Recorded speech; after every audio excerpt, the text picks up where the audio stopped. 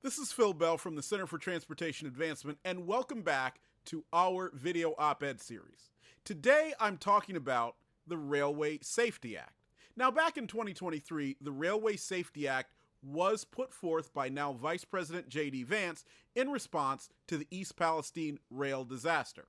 Now, I want to be clear. I personally got into a big dust-up with his office at the time over my opposition to this legislation.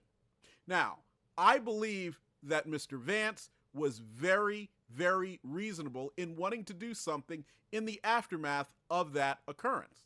And I do believe that his heart very much was in the right place.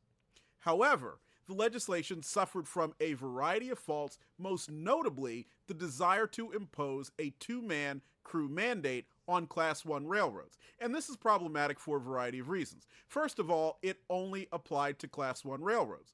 What makes it so much more important that Class 1 rail carriers have two people in a locomotive cab, and that does not apply to any other form of rail transportation, including passenger rail, where the cargo is arguably much, much more valuable.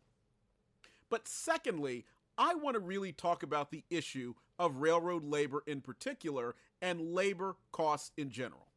Now, as a longtime rail enthusiast and someone who's been part of the industry, I have a great respect for the men and women who operate trains. It is very, very difficult to understand what it takes in order to move hundreds of thousands of pounds up and down the railroad tracks safely on a daily basis. And the fact that these skilled individuals are able to do it repetitively shows how strong and important a job that they have to do. However, labor costs must be kept in line with the needs of the customers. After all, in 1916, when railroad route miles peaked, more than 1.5 million individuals were employed by U.S. railroads, and the majority of those were employed in freight rail service. And that comes to us from Trains Magazine, Jerry Pinkapank, from back in 2022. However, today, rail employment is roughly 200,000 people. To be clear, a lot of these changes happened because productivity improved. Steam engines, which required an entire crew for each locomotive, were replaced by diesel electrics, which require one crew to operate several locomotives. Advances in computers and likewise have made it possible for fewer people to do more work on today's railroads than happened in the early 1900s, and that is commendable. But railroad labor should really ask an important question. To what end does it benefit them and their industry if there is a crew size mandate? Let's look at passenger rail for a moment. Today in time, one of the big reasons why our passenger railroad network has struggled is because of labor costs. No matter how much we love passenger trains and no matter how skilled the people who work them are, the costs that labor charge in order to provide a fully crewed, fully staffed passenger train anywhere in the country are so high that almost every train that Amtrak operates loses money. And when that is the baseline, it is very difficult to then attract private capital to improve that system, which has failed.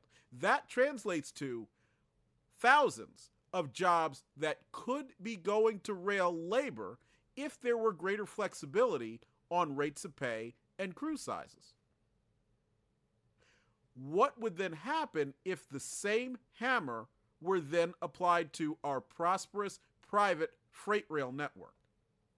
You have to remember, at the end of the day, what matters the most to customers is consistency and cost. And no matter how fuel efficient that railroads are, no matter how reliable that they are, if they are not able to compete on cost because of artificially higher crew costs being imposed by the Railway Safety Act, then we will see more freight moved by truck. It's a simple equation and nothing will stop it. And what's even more interesting to think of is that automated trucking is on the way.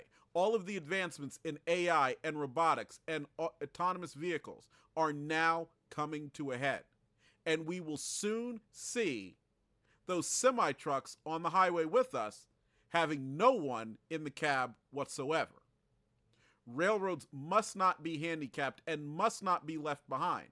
They must be able to advance with technological changes and give the opportunity to create more jobs for rail labor, not fewer.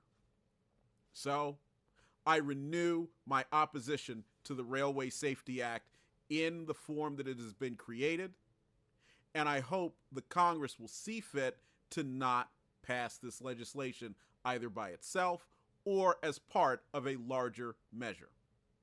Thank you so much for tuning in to the Center for Transportation Advancement's video op-ed series. As always, check us out online at C4TA.org, and please do not hesitate to email me, Phil Bell, PBELL, at towerkgroup.com if you have any ideas or thoughts about what you would like us to address.